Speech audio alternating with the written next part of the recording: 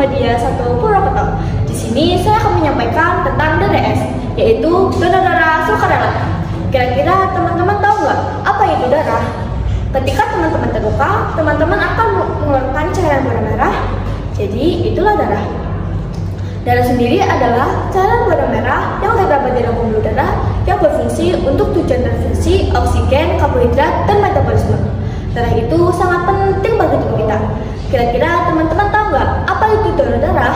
Donor darah adalah kegiatan mendonorkan darah yang dilakukan secara sukarela untuk tujuan transplantasi. Donor darah juga dibagi menjadi bagian loh, yaitu DDS dan DDP. Jika DDS atau donor darah sukarela, yaitu seseorang menyumbangkan darahnya secara sukarela, akan tetapi orang tersebut tidak mengetahui untuk siapa darah yang diberikan.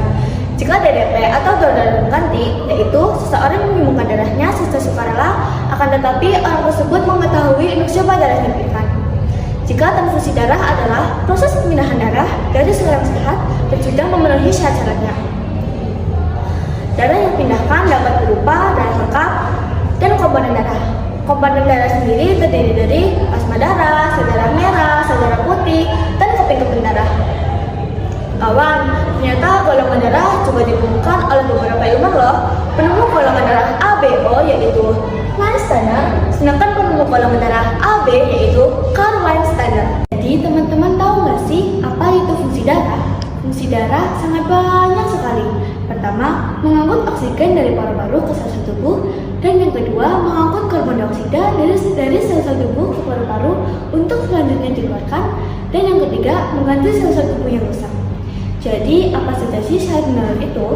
Pertama, usia 17-80 tahun, dan yang kedua, berat badan minimal 45 kg, dan yang ketiga, suhu badan 36,6 derajat Celcius sampai 37,7 derajat Celcius. Dan yang keempat yaitu nadi 50-100 per menit. Dan yang kelima, kondisi fit, nggak batuk, nggak pilek, nggak demam, nggak flu, dan lain-lain. Dan yang keenam, tidak memiliki penyakit bawaan seperti penyakit jantung, penyakit hati, penyakit paru-paru, penyakit HIV, dan masih banyak lagi. Kawan, kalian tahu nggak gimana sih proses donor darah itu? Pertama, calon donor darah datang ke UTD unit transfusi darah PMI. Kedua, calon donor darah mengisi formulir donor darah yang berisi identitas dan riwayat kesehatan. Ketiga, petugas akan memeriksakan kesehatan calon pendonor darah sesuai dengan syarat yang ditentukan. Keempat, asisten transfusi darah akan mengambil darah calon pendonor darah sehingga pengambilan darah dapat berlangsung selama 10 menit dan aman. Dan yang kelima, calon donor darah akan mendapatkan kartu tanda anggota donor darah. Jadi, asal kalian tahu, donor darah juga memiliki banyak manfaat loh. Manfaat donor darah yang pertama yaitu dapat memeriksakan kesehatan secara berkala selama 3 bulan sekali. Jadi, asal kalian tahu, donor darah juga memiliki banyak manfaat loh. Manfaat donor darah yang pertama yaitu dapat memeriksakan kesehatan secara berkala selama 3 bulan sekali. Kedua, mendapatkan piagam penghargaan sesuai dengan jumlah darahnya yaitu 10 kali, 25 kali, 75 kali, dan 1 kali. Jika mendonorkan darahnya sebanyak 100 kali, maka akan mendapatkan piagam penghargaan Satya Lencana Bakti Sosial. Dan yang ketiga yaitu mendapatkan kepuasan batin. Jadi, apa saja sih yang harus dilakukan sebelum melakukan donor darah? Pertama, pastikan teman-teman sudah memenuhi syarat donor. Kedua, teman-teman tidak memiliki penyakit anemia. Ketiga, pastikan teman-teman sebelum melakukan donor darah, pastikan teman-teman sudah makan.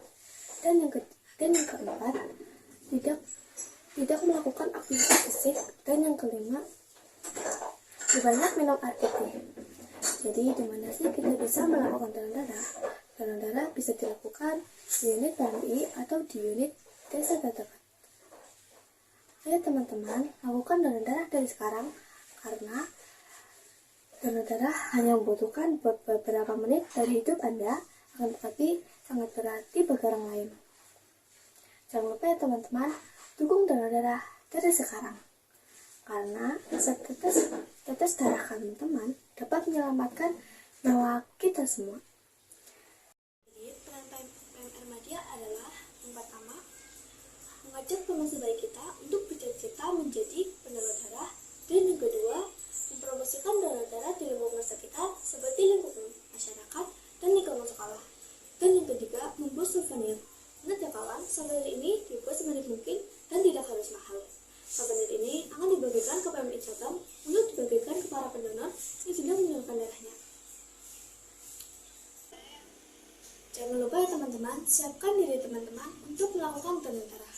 Jadi kesimpulan dari presentasi saya adalah kita jadi paham apa itu donor darah, transfusi darah, syarat, manfaat, dan peran AMR untuk mengajak teman sebaya kita untuk menjadi anggota DDS dan mengajak semua orang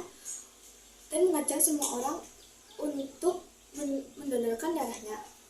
Sekian dari saya, Budina membawa bonsai sambil duduk makan strawberry. Semua telah usai, saatnya saya undur diri. Sekian dari saya, selebihnya mohon maaf. Wassalamualaikum warahmatullahi wabarakatuh.